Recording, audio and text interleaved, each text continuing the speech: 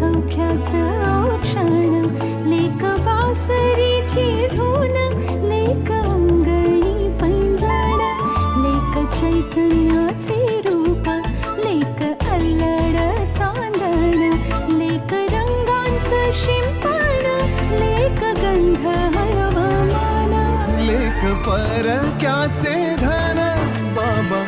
तुटतो आतून, आला गोठलेला क्षण, शुभ मंगल कन्यादान, कन्यादान. एक कौतुकाची थाप